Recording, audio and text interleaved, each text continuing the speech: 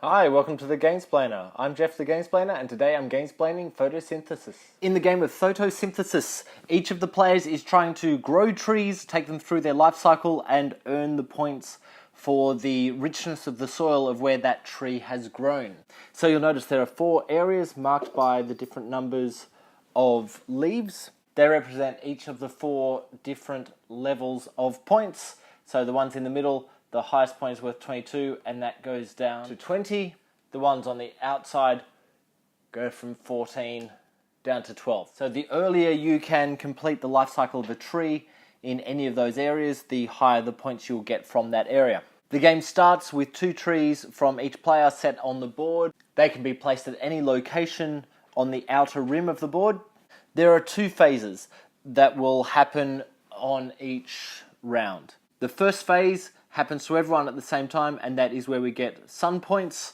So that's marked by this marker on your player board, and you get sun points for any tree that has sun actually getting to it. So all 4 of these trees will currently gain 1 sun point each. If I had a medium-sized tree, that guy would be worth 2 sun points, and if I had a large tree, that would be worth 3 sun points. The only thing to watch out for with this is which trees are in the shadows. So if I have a large tree, that will create a shadow over the next 3 spaces. So it shadows this one, and this one, which means this tree will not score.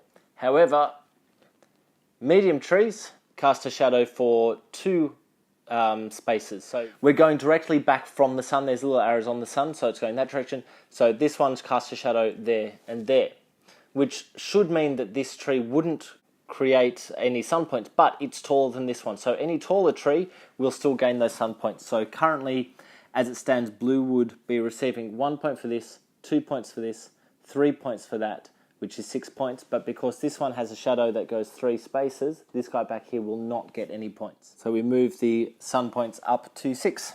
Then each player in turn, starting with the start player, who has this marker, and that will get passed to the left after each turn.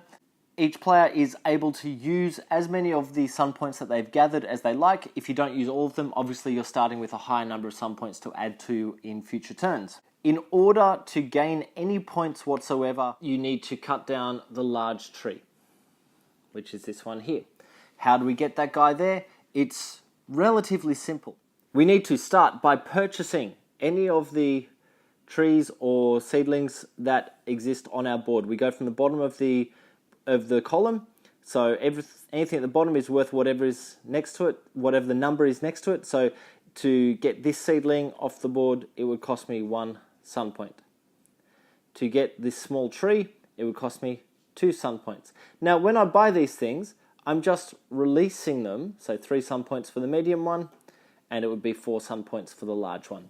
I'm down to 0, so I can't do anything. Now because I have purchase them off this board, that does not mean that they're able to be built. It costs to put them onto the actual board itself. And the cost is very similar to the costs we just have witnessed, or should I say the cost or the income of sun points that each of the trees would get. So to plant a seed will cost 1 point. Now depending on what size tree it's going to be planted from, will tell you how, or will dictate how far away from that tree it's able to be. So if I'm on a small tree, I'm only able to place my seedling on the very next circle.